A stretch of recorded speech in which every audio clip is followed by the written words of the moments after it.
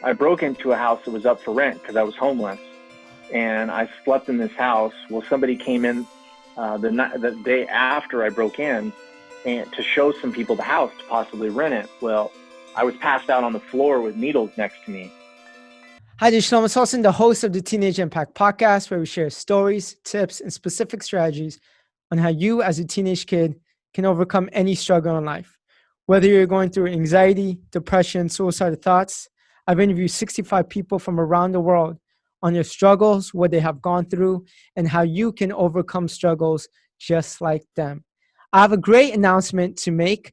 My new book, Never Fight Alone, it's a compilation of 51 inspiring interviews on what they did to overcome their struggles and improve their mental health, is releasing September 15th. It's going to be releasing in hardcover and ebook. So I want you to click the link in the description to learn more information about the book and sign up for notifications on when the book and where you can find the book to purchase it. Today's podcast guest is Tony Hoffman. Tony Hoffman is a former BMX Olympic coach.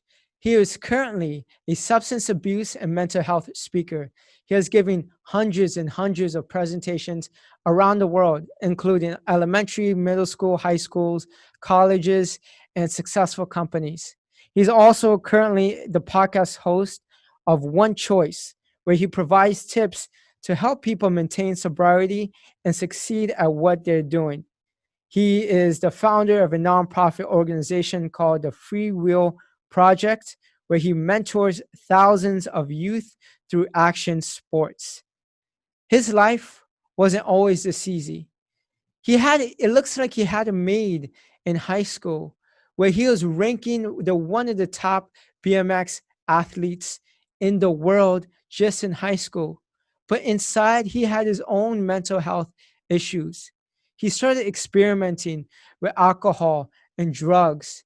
It got a little bit out of hand when he fell into a drug addiction. Eventually, he got to a certain point in his life where he had to rob someone else's place to get those substances. He eventually became homeless for 6 months and landed in prison for 2 out of the 4 years. He turned his life around and he became the person he is today. So I want you to give it up for Tony Hoffman as we talk about his story with drug addiction and how he went from that to being homeless, to being in prison, to being an Olympic coach. Give it up for Tony Hoffman. How are you, Tony? I'm doing well. I guess as well as I can be right now. Man, Tony, man, you've had a lot of accomplishments over the years, but you've also had a lot of struggles. And we'll go into that later in this podcast. But the first question I want to ask you is, how did you get involved with BMX? I actually was introduced to BMX when I was like around 12 years old, 7th grade. My brother was racing BMX. He had a couple friends that were also racing BMX. At that time, I was actually doing the aggressive inline skating, aggressive rollerblading, where you jumped on handrails and curbs. And it was a really short fad for extreme sports, I suppose. So when I quit that, I started racing BMX because my brother was racing. And I was kicked out of school in 7th grade. And my parents said, hey, you're not going to go do your thing anymore. You got to come out to the BMX track with us and hang out with your brother. And so while I was hanging out there, my dad was just like, hey, well, why don't you try racing BMX? You know, we're already out here. You got a bike at home. It's not a good bike, but if you start it and you like it, you know, we can get you a better bike and go from there. And so that was what started my racing career. It wasn't actually something that I came up with on my own. It wasn't like, hey, I want a BMX bike. I want to go out on a BMX race. No, I actually got kicked out of school and my parents made me go to the BMX track. And just being there because my brother was doing it, I decided to try it. Mm-hmm. And so I tried it, and next thing you know, that was became my passion. Yeah, I mean, in just high school, you were pretty much a star. Sophomore, you reached the expert level. Junior year, you signed a 3-year contract for Fox Racing, and senior year, you were on top. What led to the downward spiral after that? So a lot of people would have saw me and thought to themselves, you know, Hoff's a great athlete. He's been on the cover of a magazine. He's, ranked #1 in points, sponsored by companies, Fox, Airwalk shoes, Spy sunglasses. And they would have thought to themselves, yeah, this guy's got everything. He's great. But I had a lot of mental health struggles that started when I was in middle school. And those mental health struggles that started in middle school were really kind of the internal conversation that I created that I still have to do a lot of work through with therapy and stuff now, and meditation work now, even at 36 years old, almost 37 years old. I had a lot of anxiety, social anxiety specifically. I struggle around people, which is weird because I'm a speaker. You'd think, okay, he's a speaker, he's a great people person. I would say intellectually, I am good at communicating, but when it comes to being around people, it's not the first thing that I want to do. I typically isolate. I like being in smaller groups, more intimate groups, and I feel safer there. And so with school, you're forced to be around groups, and I struggled to make friends. I've struggled to feel connected to people, and that struggle really led me to more isolation, and then it was like self-hate. I didn't understand how to be compassionate towards myself because I didn't understand these experiences that I was having internally. And then that obviously made me depressed. I really just didn't like who I was. And this is all in college, correct? No, this started in middle school, then through high school. Okay. So even though I'm having all of this success, my struggles that started in middle school, they were still going through high school, even after being on the cover of a magazine and ranked and sponsored by these companies that weren't sponsoring amateur athletes. And in that internal struggle of all these emotions that I'm not understanding how to cope with, and I don't understand how to process them and kind of compartmentalize them as, okay, this is my anxiety. Okay, this is my depression. This is the source of my depression. This is the source of my anxiety. This is how I deal with my anxiety. This is how I deal with my depression. This is the solution to these emotions that I'm experiencing. I didn't have any of those coping skills. And so being a young kid and going to parties, starting at 18 years old, my senior year in high school, I would see people that were using mind-altering substances, whether or not they saw them as coping mechanisms for their own stuff that they were dealing with. We might call it recreational drug use. I truly don't believe there's such a thing as recreational drug use or recreational drinking. I think that all people use mind-altering substances as a coping mechanism. It doesn't matter if it's just a glass of wine to unwind at the end of the day, or to have a cigarette to take off the edge of their anxiety. If you really look at the root, the mind-altering substance is always to help them cope with some kind of emotion. Well, I never thought that I would smoke weed, use drugs, and kind of be a person of that would partake in those types of things. But I had these struggles when I would go to parties, the biggest one being social anxiety. I don't like being around crowds, but I'm at a party and my friends, they're like the life of the party, and the girls like the guy that's the life of the party. And that made that war inside of me like even bigger, because now I hate myself even more. Why can't I be like them? Why can't I just hang out with people, dance, have a good time, and just go with the flow? I couldn't do it, dude. I couldn't do it. And, people were smoking weed and drinking, and I was the only one that wasn't doing it because they said I don't need that stuff. And then eventually, I think I just broke down internally. And it was like, I'll try it. And when I tried smoking, did you try your first drug? I was 18. 18. That's after 18. You graduated high school? About the time I'm about to graduate. So within the 6 months of graduation. So it's spring of... It started off as just, hey, I'm just going to try this one thing, just one time. Yeah. And at the time I thought to myself, well, everybody else is doing it. It's not that big of a deal, clearly, because nobody's getting in trouble. Mm-hmm. Nobody's dying. Nobody's losing their job. Nobody's getting kicked out of their houses. There's no real ramifications for this. And that, I think, is a huge selling point for youth today, right? Marijuana is legal in many states. It's going to be recreationally legal in the next 10 years in probably all 50 states. It's a plant. It's not a drug. It's not as bad as heroin. We have all these like justifications for why marijuana is not a big deal. And then when we use it, we tell ourselves, oh, it takes away my anxiety. I just use it for my anxiety. Well, when I took it, I thought to myself, it's not that big of a deal. I get it. I laughed. I thought I had a good time. It gave me an opportunity to fit in, which really was doing what? It was breaking down the wall of social anxiety. It was giving me a raise in my feeling of normalcy. Like, okay, maybe this is how I become more like other people, but not realizing that these were like subconscious mechanisms that were taking place that I was not able to cognitively see for many years of my life. So it started there. And within, 3 years, it was a lot different because weed wasn't the best coping mechanism for my internal struggles. And so while I told myself I'm only going to use weed, it didn't stop there. And I told myself I was only going to smoke weed once a month. And that's not where it ended. It's very interesting that a lot of professional athletes at a very young age, you are put in the spotlight, and you think whether it is athletes or celebrities of some sort.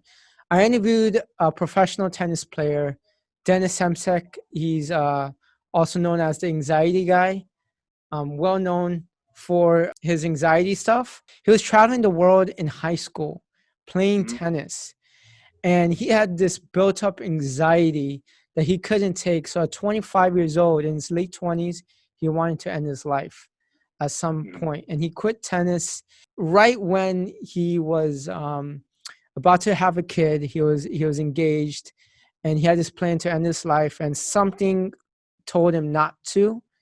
And then eventually things just started to get better because he found a book, he found a mentor, and then he started a YouTube channel helping other people with anxiety. And 10 years later, has millions and millions of views just on the topic of anxiety. But in high school, just like Michael Phelps, professional, he's very open about his anxiety from being in the Olympics. How can someone at a young age who has all this pressure, who other people might see as a success, take away that pressure while still being successful? The biggest key is to understand where that pressure comes from, right? It's recognizing that if you're feeling uncomfortable, something needs to be explored. When you're in a place of contentment, when you're in a place of peace, joy, serenity, there's an understanding of who you are internally, and there's this full embracement of that person, of that being that you are, and nothing bothers you about that. When you don't have that, you have discontent, you have turmoil, you have internal struggle, right? And you feel it. You can feel something's not right. I'm not in the right place. I'm not feeling the way I think I should be feeling. The answer to that is to always then begin to reach out. And sometimes it can't be your best friend. Sometimes it can't be your mom, and it can't be your dad. Sometimes the people closest in your life are not the ones that provide you the answer. They're professionals. They're mentors. They're coaches. And you don't get to that bridge where the mentor can take you across and lead you to an understanding of what's taking place, why it's taking place, or how to get through what's taking place until you do the work to get there. And when you find that individual then holds your hand and takes you across the bridge. And we don't get there again until we speak up. And so what a lot of people do, and I'm guilty of this myself, still at 37 years old with all of the knowledge and experience that I've had, is we go through these things and we think to ourselves, okay, I'll just keep it quiet and it'll go away. I'll just don't say anything and I'll just figure this all out on my own. Right? But how can someone open up when you're playing a sport or when you're in some type of profession at a young age? How can someone open up to a coach or the mentor when they are afraid of letting that person down? Yeah, and I think that's the self-shaming mechanism that takes control of our life when it's that's fueled by fear. Right? If I open up, I will be perceived as less. In reality, if you don't open up, you will be less. I don't mean that in a shaming way, but you will not feel the relief, you will not experience the relief that makes you more by opening up, right? The fear, your brain, when it operates in fear, it wants you to stay exactly where you're at because that's comfortable. To speak up and say, something isn't right, I'm going through something, I don't know what it is to get extremely uncomfortable, right? It's to take the ego and move it out of the way and step forward and say, somebody make me feel uncomfortable and take me to a place of growth. Mm-hmm. And so for that person to do that, you have to understand that your growth and everything that you want is on the other side of your fear. So when you can set aside fear, you can set aside your ego, you can step forward to a place of growth, you can experience an uncomfortableness that requires you to be humble and willing. And when you experience the act of humility through opening up and being uncomfortable, there's this driving mechanism that will like move you forward in such a way that there's like a universal power that will really kind of just surround you. And that's when like these really amazing things start to happen. And so if you're an athlete and you're experiencing those things, you have to overcome that fear, because your power as an athlete or your power as an individual, say you're not even an athlete, you're listening to me right now and you're experiencing this, the power that the universe has for you is on the other side of letting go of these fears, letting go of these anxieties, letting go of these depressions, letting go of these doubts. And when you can do that, it's like this energy, again, surrounds you and it catapults you to where you're supposed to be, where you're capable of going. Man, that is such powerful advice. People figure this out later on in life, and I wish they found this out much younger, even though there are resources available to them. But let's go back to your story. You know, you started using drugs recreationally, just a little bit, just to ease up the pain a little bit, have fun with your friends. What's next? What started happening? I got introduced to prescription painkillers. Prescription painkillers were a miracle for me. Or at least I perceived them to be a miracle, because when I used opioid medication, it took my anxiety completely away. It took my suicidal thoughts away. Like I stopped hating myself. It seemed to take away my depression. It gave me energy. I oftentimes found myself struggling to have motivation, you know, to get out of bed, to get a job, to be a part of these things. I just couldn't find a passion. I couldn't find a purpose. And when I tried opioid medication, it gave me all of that. It gave me all of that. My brain immediately said, wow, like I'm fixed. Like starting at 12 years old, this is what I've wanted to get rid of, was the anxiety, depression, suicidal thoughts. Now I have energy. I have all these things that I've been saying is missing in my life. And when I say I'm saying, I'm the athlete that you were talking about that's not saying anything. I'm saying it to myself, not to somebody else. So in this limbo period of I'm going to wait and figure it out on my own, I found this drug called Oxycontin and Vicodin and Percocet and codeine, promethazine. I found these opioid medications that seemed to hand me everything that I'd been asking for since I was in middle school. And immediately it was just like, I'll just take that. Or why don't the doctors just give me this?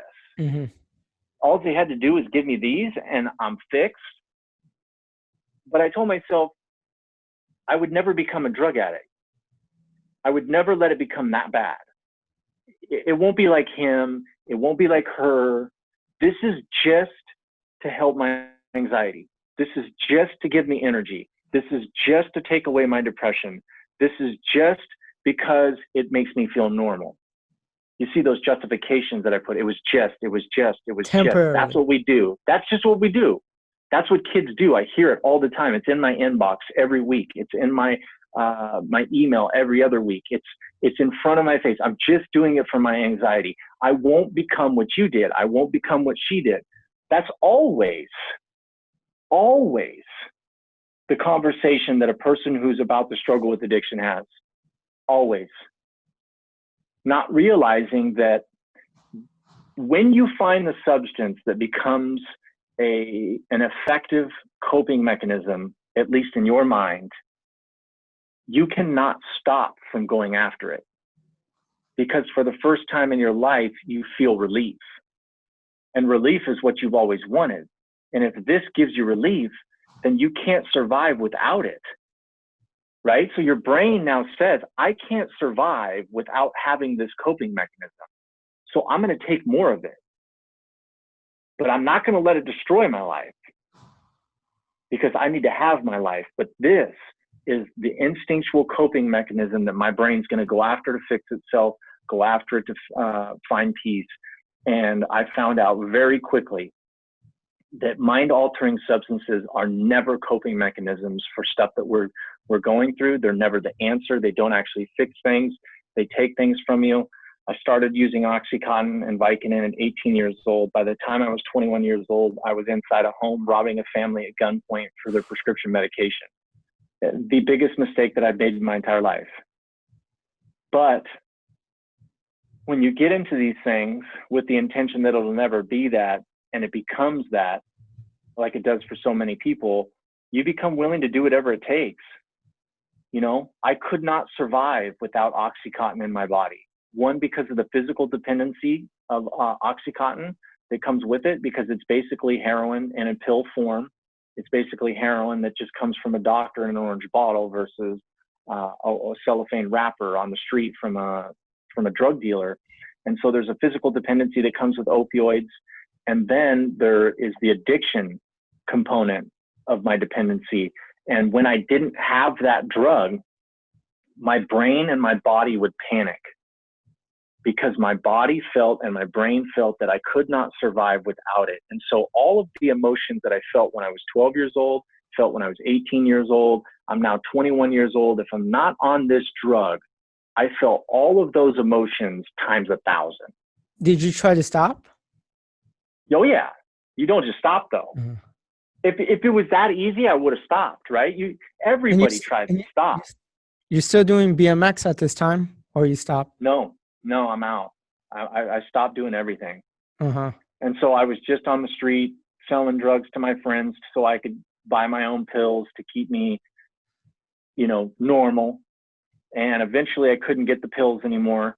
And our friend was stealing them from his mom and selling them to us in the beginning. And she caught him. And when she caught him, she started locking him up. When she started locking him up, we started going through withdrawals. And we couldn't find that many people selling them on the street. And so we decided, you know what, let's just go rob her and get those pills. And so that's what we did. And I've seen whatever it takes look a lot different. It's different for everybody. And what was the point when you became homeless for 6 months? I was actually arrested for that robbery in 2005. The cops raided the place that I was staying at, took me to jail. Hadn't talked to my family in 3 years. I get out. My parents spent a bunch of money on an attorney. You know, a hot topic right now is systemic racism, social injustice. I've been in the courtroom with African Americans, with minorities who didn't have money, who didn't have the skin color I had, that didn't come from the side of town that I had, that committed less crimes than I committed and went to prison for 17 years. I had money. I had the skin color. I came from the right area. I was given probation with a strike on my record for armed robbery. Mm-hmm. I get out after being sentenced to a treatment center for 90 days, and I relapsed within 30 days of getting out. And then 2 years later, I was homeless. You know, it only took 2 more years of me using for me to lose everything. Like, and when I say homeless, you know, I listen to some people's stories about homeless, and their homeless is, you know, I was sleeping on my buddy's couch, or, you know, I just didn't live with my parents. No, I was sleeping in fields, sleeping behind dumpsters, you know, sleeping in the street. If I was lucky, getting motels. If I was luckier, I was getting somebody's couch or somebody's floor. And so that was in the late summer and fall of 2006. Why didn't you ever go back to your parents?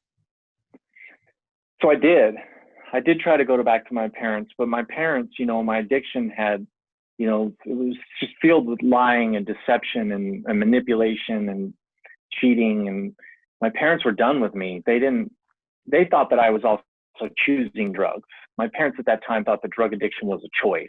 Would just stop using drugs and you can be a part of the family again. I slept on my parents' porch when I started putting needles in my arm in 2006 because I needed help. And if I didn't get help, I was going to die, you know? And my parents came home from work and they kicked me off the porch and called the cops. They wouldn't let me come home. Mm-hmm. And when did you get arrested again? From after being homeless for 6 months? January 21st, 2007 was when I was arrested. January 22nd, 2007.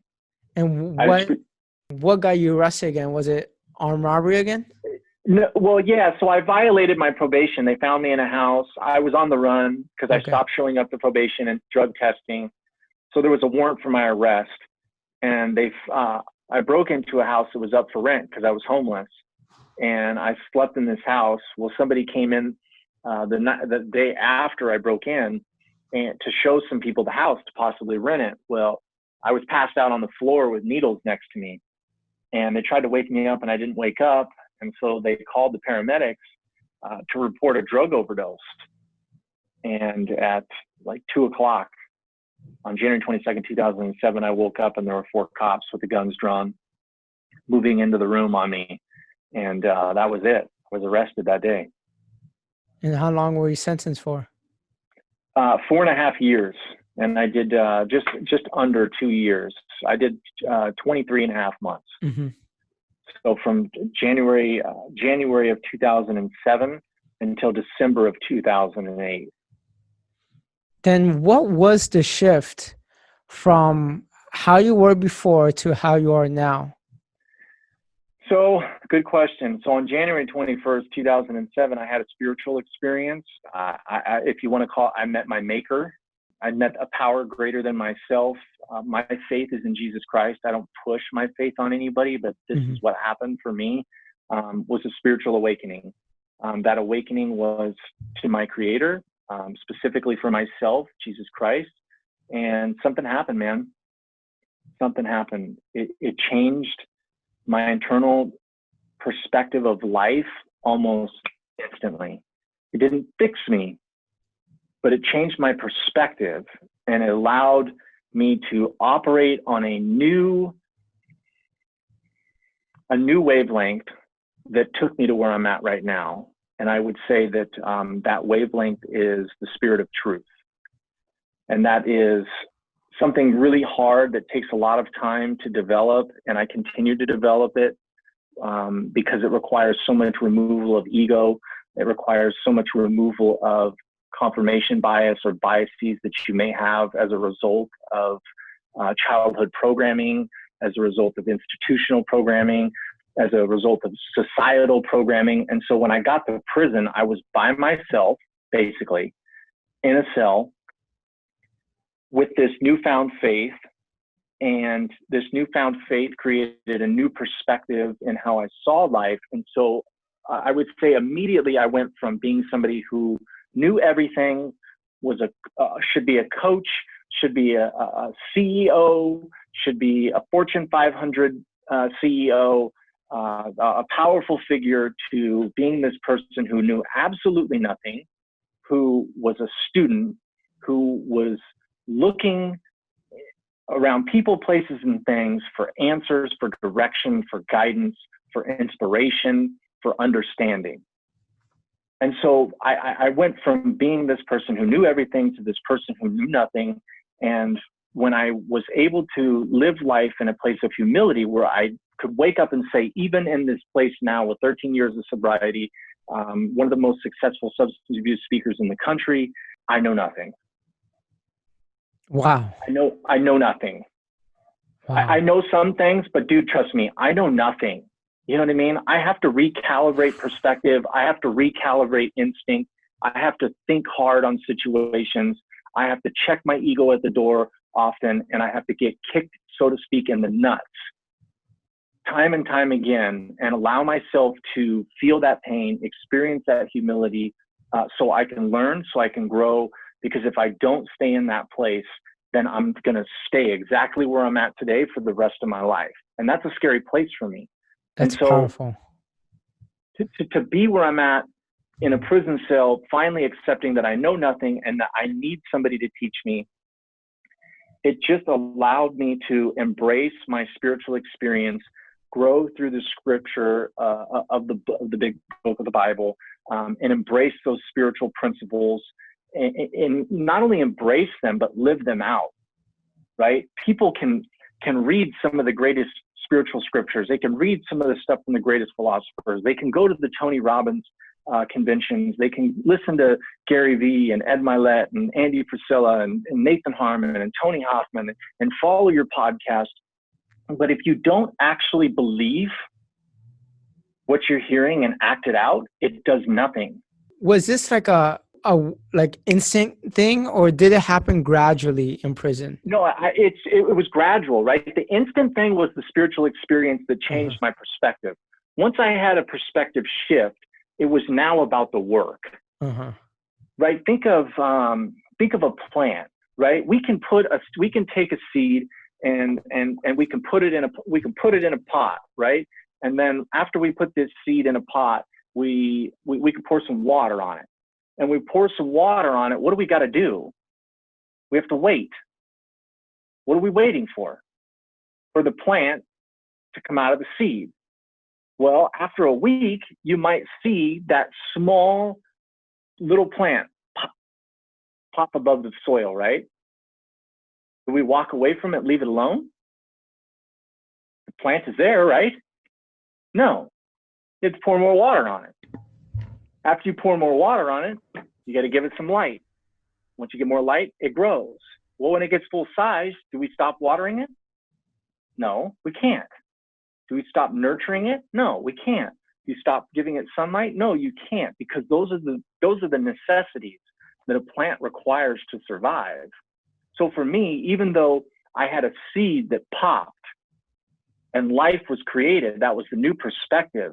It was up to me to put water on it. It was up to me to put it in a good pot, to make sure that the soil was rich of nutrients. It was up to me to make sure that I was receiving the sunlight that could help this perspective grow into potential, real life potential that manifested itself in today.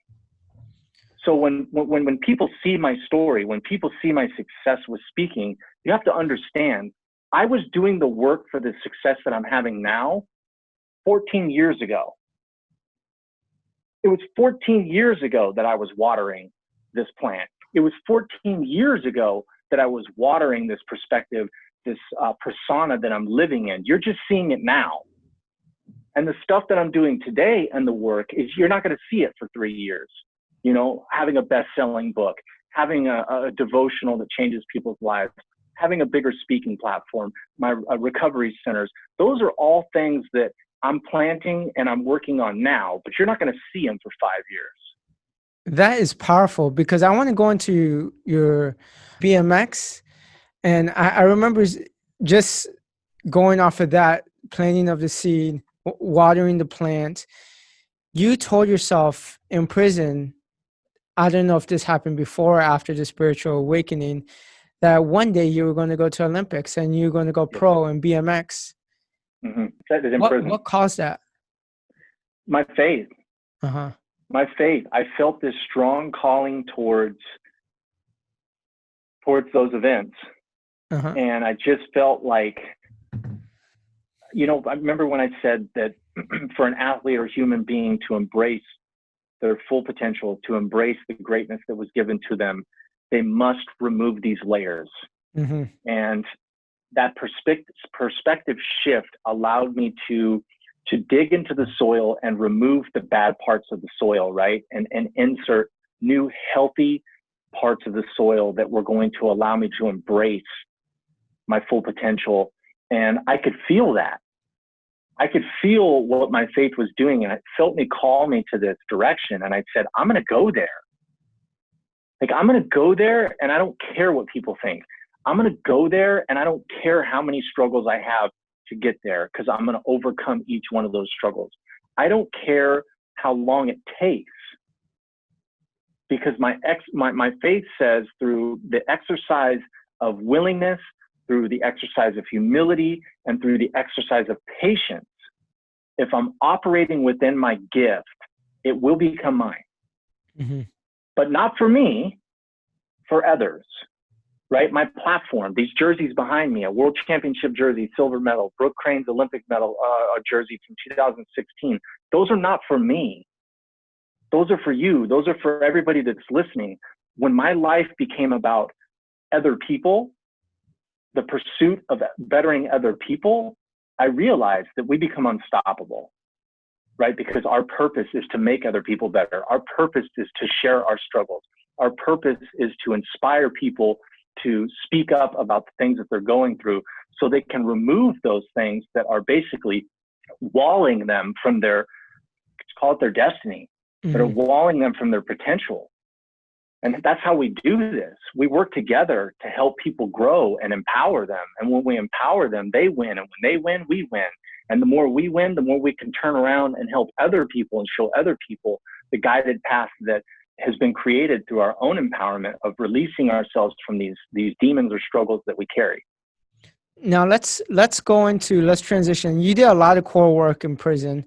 You had a spiritual awakening. I saw in your videos that you used to work out a lot. You didn't have a bike. You couldn't practice with a bike, but you told yourself that you're going to do whatever is possible when you get that chance, and your chance will come, that you will be ready, because you did the work that most people don't want to do because it's not fun. And you did That's right. You did the work that was not fun. Now you're out of prison. What's next? Straight to the bike. Straight to the I got bike. out of prison on December 13th, 2008. I would say by the grace of God, I rebuilt the relationship with my mother, my father, and my brother. And they picked me up and took me straight to the BMX track. Mm-hmm. I went to get breakfast, a real meal for the first time in 2 years, and went straight to the BMX track. There was no delay.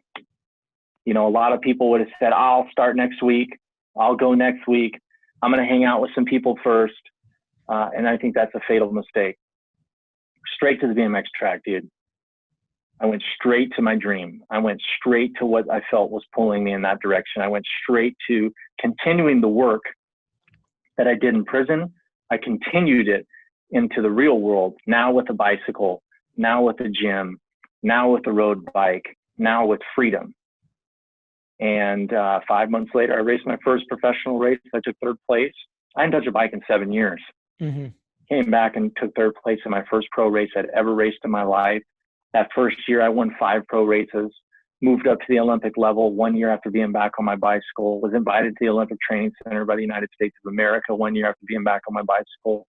My first year at the Olympic level, the elite level, AA BMX Pro, I made 6 finals.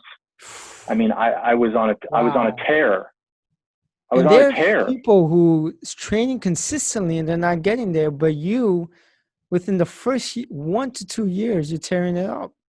Yeah. And again, I truly believe that sometimes people want to be Kobe Bryant, right? Yeah. And they're 5 foot tall. Uh-huh. You know, and that's not to say that somebody that's 5 foot tall can't make the NBA, right? But I had a gift in racing a bicycle. I was on the cover of a magazine, ranked #1 in the country in points my senior year, had all of these endorsements. And so my dream really was an embracing of the gift that I was given, right? And so once I removed those walls, once I did the work for that seed to grow, there was only one thing that could happen. And that was the universe would move everything out of the way and make room for me to be successful, because we're supposed to win. But a lot of us try and put ourselves in a category we don't belong in because we want to be like this person. We want to have what that person has, knowing that we have a gift over here, but we look at this gift and we go, I don't want that. That's not what I want. I want what that guy has. For me, it all happened because I just said, you know what? This is what I got. I love it. I love it for the first time in my life. I love the gift that I have. So I'm going to use it. And it allowed me to get out of prison after doing all the work that I was doing and get back on a bicycle and find some success. Now, obviously, I didn't become a champion at 30 years old. I got second place in the world. I made finals with the best in the world, but I also came back from the dead. You know, so when you look at my accomplishments, at least for myself, I look at it and say, I did more than 99% of people could ever do without having to go through what I went through. And what I went through, I was still able to get myself to a place where I could see, where my God was able to show me, this is the potential you had as a young man. This is what you could have had if, as a young man, you had the perspective I've given you. If you had the work ethic I've given you now, if you had the humility, the willingness that I've given you now. And I'm okay with that. To be able to look back and say, man, I had a lot and I sure walked away from a lot and gave up a lot. But I was able to get some back and a taste of it. It was a very gratifying feeling. But I feel like you had to go through that experience to get to your level of humility, maturity. And, you know, a lot of people go through their own struggle. And Steve Harvey says, you have to pursue your gift. Steve Harvey says that all the time. Most people are trying to pursue something that is not their gift. Pursue your gift, not your passion. You hit it like right on. Like, if you know what you're good at, even though you may not like it, eventually you will like it because you are so good at it. And you know what? And you may not, the truth is though, you may not like it. Uh-huh. Because if you don't learn to be grateful for it, you can't ever appreciate it, right? You know, I had a video guy that's no longer my video guy, an amazing producer, one of the best videographers I will probably meet in my entire life. And he hated working behind the computer. He hated working behind the camera. He said it many times. I should be writing screenplays. I should be acting. I'm supposed to be on the other side of the camera. And I thought to myself, do you not see the work that you do? Your gift is here. Like, it's evident. Like, you're supposed to be one of the best ever behind the camera. You know, like Shaq will tell you the same thing that I've said when I was a kid. When I played basketball, I wanted to be Shaq. When Shaq played baseball or basketball, who did he want to be? He wanted to be like Steph Curry. He wanted to be a fast guard that could shoot the ball. He didn't want to be the big guy at 250 pounds that was dunking on people. He didn't even like what he was given. It's so true. Then, you know, you had the life-changing injury while the 2011. To 2011 in the pursuit of being in the Olympics. Now, what was the transition from being an athlete to being a coach? And what did it teach you?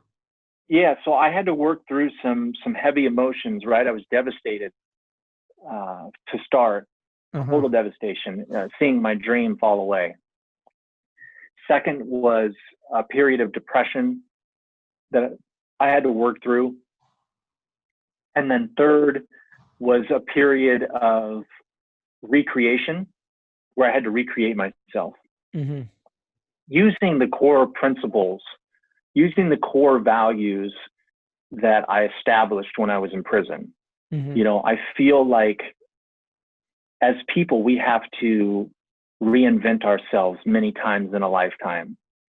And those individuals who are able to reinvent themselves time and time again have a belief system, a core belief system about who they are, what they're capable of doing, and the value that they bring to the world, that when they experience devastation, when they experience depression, when they experience loss, they're able to find the North Star again and move towards that North Star. And that was really the first time in my life that I think I was shown that the work that I did when I was in prison had created a resilience in me that I never had before. And that was that I could get knocked down get up with a concussion, so to speak, blurry vision, and still find the North Star. And so as I work through those emotions, you know, I tell people by just focusing on my micro process of brushing my teeth and making my bed and organizing my stuff and staying into this routine, coaching kind of showed itself to me because I was already doing it a little bit while I was racing. I liked the idea of training. I liked the idea of technology and setting up routines. It was already kind of how I was. And so and I've always been like a coaching person. I mean, think about my speaking, right? It's just me coaching through words, right? It's me giving you my philosophy, my coaching ideology on life and giving it to others, right? So they can put it in their playbook and they can be successful. And so it kind of just came to me. I was already coaching a little bit. And when I had that injury, it was like, okay, I'll try coaching because at this point, I now need a way to survive. I need a way to live. My mom has a conversation with me, 28 years old. She says, son, you need to get a job. You're at home. Like, you can't be here. I'm starting my nonprofit. There's no money in that. I'm speaking. I'm not getting paid for that. So now I have my coaching. So I got to figure out how to make money with that. And I coached a lot of people for free. And at first I could get $50 a month. But 4 years later, I was one of the best coaches in the world for the sport of BMX, known in just about every established country for BMX for the athletes that I had, whether they were from Bolivia, whether they were from Ecuador, Australia, Germany, the United States, France, Colombia. I had athletes all over the globe, and they were high performers. And you went to the Olympics for it too, Rio? Yep. Brooke Crain. I coached Connor Fields, who was the 2016 Olympic Games gold medalist. I coached him briefly in 2014 or 15. I coached Emilio Fala, who was a two-time Olympian from 2008, 2012 from Ecuador. I coached Donnie Robinson, who was an Olympic medalist from 2008 at the Beijing Games. He was a bronze medalist. I've been able to coach some very decorated athletes, and that was an honor to be able to have those individuals trust me with their performance and to see their performance enhanced as a result of my ideologies that I created for training. And then to be a part of the Olympics was something that it's just different than any other sporting event. It really is just different than every sporting event. And to be a part of that at the capacity of helping an individual get there was just a feeling that I'll never forget. And Tony, I mean, I have a lot more questions, but I think I'm running low and it's time for the room. So I just have a couple more questions. Sure. How can someone find their gift? You found it early on. But what if someone is struggling? I get this asked all the time. I did a speaking engagement yesterday. I got asked this. How can someone find out one thing they're good at? First things first, I didn't know I had a gift until I was 23 and in a prison cell. I hated my gift. Chances are you have a gift and you probably hate it. You know, if somebody's good at math, that's a gift. And I'll tell you why it's a gift, because Google's paying $1 million a year to people that can program self-driving cars. And somebody that's good at math has the skill set to design programs that make cars drive by themselves. But you might not see that your ease in math is actually a gift. Why? Because who thinks math is cool? I don't know many people that think math is cool. So we judge ourselves according to society, right?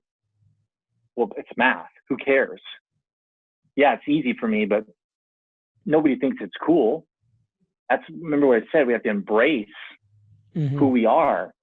You know, maybe you like doing girls' hair at school. You know, you're in the classroom braiding your friend's hair. I know people that are making six figures doing hair.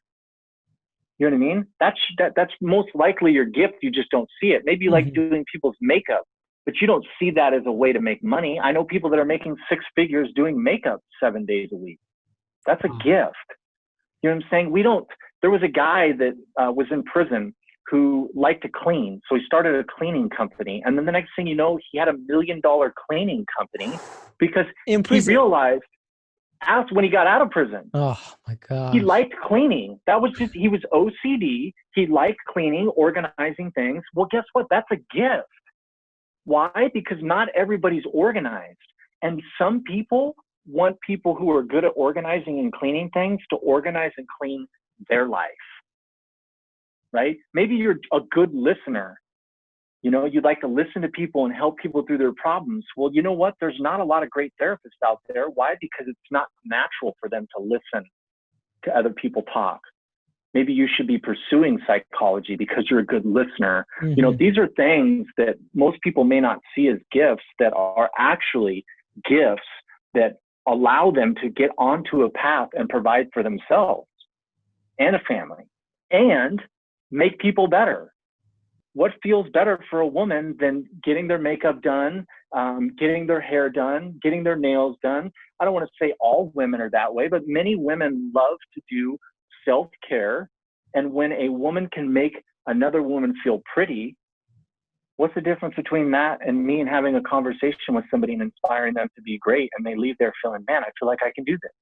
It's not going to be, some people, it's easier said than done. And sometimes you have to, I just tell people all the time, try out different things. Yeah. And see what sticks. It's not going to be like an instant thing. 1 year, you can try out 5 different things every month or every few months, try out something different. And if something I will tell you sticks, this. Just run with it. I will tell you this. If the activity that you are doing, you forget about life, your emotions that you struggle with diminish, and time seems to stop moving while you're doing it, that's your gift. Wow. And that could again be math, English, science, hair, makeup, sports, making music. We all can do things, and sometimes when we do things, we think to ourselves, yeah, this sucks. Mm-hmm. But there's those one things that we do and time stops. And when we're finished, we think to ourselves, whoa, it's been 2 hours. That might be your gift. Man. I would say be careful if you do that with video games, because 2 hours can go by really quick playing Fortnite. And unless you're making money doing it, then go for it. Right. Unless you're ninja, then Yeah. Tony, one last question. I think this is a question. My entire brand, Teenage Impact, is based off of this one word, and that's resiliency. I've interviewed, you're the 65th interview. I've interviewed people who have gone to prison. Nathan Harmon was one. I've interviewed people who were sexually abused at the age of 6. I interviewed people, parents divorced, people passing away. What does resiliency mean to you? It means no matter what happens to you, you don't give up. Mm-hmm. It means no matter what happens to you, you always choose the role of responsibility to deal with that, whatever happens, and become better. Mm-hmm. People that aren't resilient become victims. People that aren't resilient are negative. People that aren't resilient are self-destructive, self-sabotagers. The great thing is, if you're that right now, you don't have to be that. You can choose to be resilient. You can choose to find the silver lining in every bad event. You can choose to find the thing that you're supposed to grow through as a result of something that you never wanted to happen to you. Mm-hmm. And by that power of choice, you embrace what resilience is, and you will continue to do this through life. And you will realize that all of these events were actually there to help you and not destroy you. But the only thing that helped you is the only thing that allowed these events to help you was your perspective. The perspective of resilience. No matter what happens to me, I'm going to be better as a result of this. And that's exactly and I will not give up. That's exactly what you've done over the years. I mean, we were speaking before this podcast episode, and you had about over 200 speaking engagements lined up, all canceled because of the coronavirus. But that didn't just happen overnight. You went through the different struggles of drug addiction, going to jail, becoming homeless. And then it was a gradual process until you said, you know what? I'm going to take one step forward, closer to my dream. And when my time comes, I'm going to be ready for it. And Tony, you definitely were ready for your time to come because you did the dirty work. You did the things that most people don't want to do. And I'm super grateful to have interviewed you for Teenage Impact Podcast. And where can people find you? You can find me on social media, Instagram mainly, Tony M. Hoffman, Tony M. Hoffman on Instagram, TonyHoffmanSpeaking.com is my website. You can find me on YouTube. I've done a TED Talk and have been featured on Goalcast with over 6 million views. You can search Tony Hoffman on YouTube. You can also find me on Facebook if you're a boomer and into Facebook. You can find me at Tony Hoffman. Hey, man, I'm a millennial. I'm on Facebook. Man, I am too, but you know what I mean. Yeah, man. I appreciate your time, brother. Yes, thank you so much. It's been an honor to be a part of your show. Glad that you're plugging away. You've got 65 in, and I wish you nothing but luck moving forward, the best.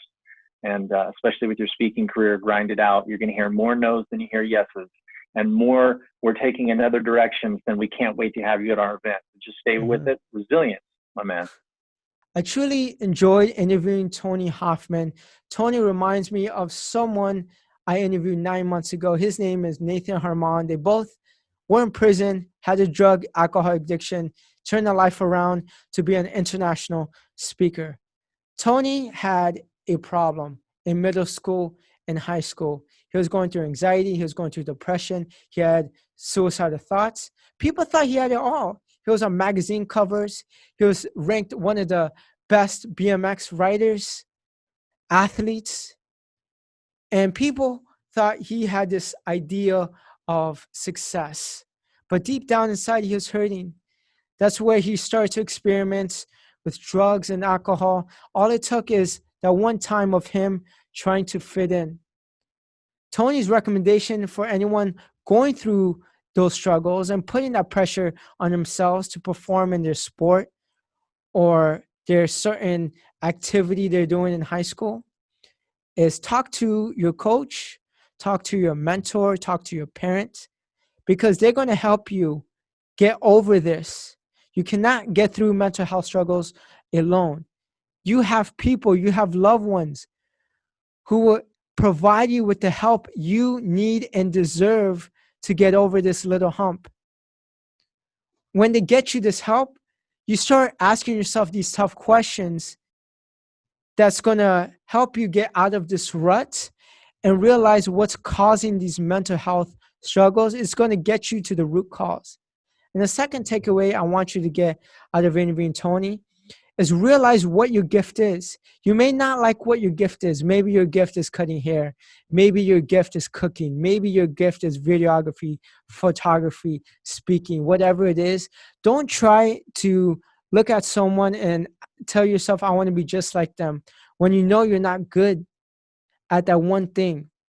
Whatever you're good at, because I'm sure you're good at something, go pursue that gift, because you're going to be better in that gift than what most people are.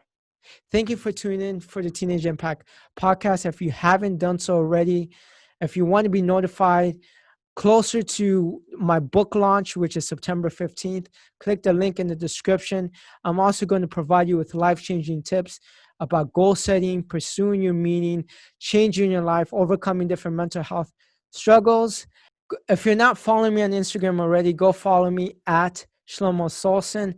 I provide you with life-changing quotes, videos. I provide you with long form and short form video. I provide you with short clips of some of these interviews. So go follow me on Instagram at Shelomo Solson. You're also going to see a personal side to me. And until next time, peace.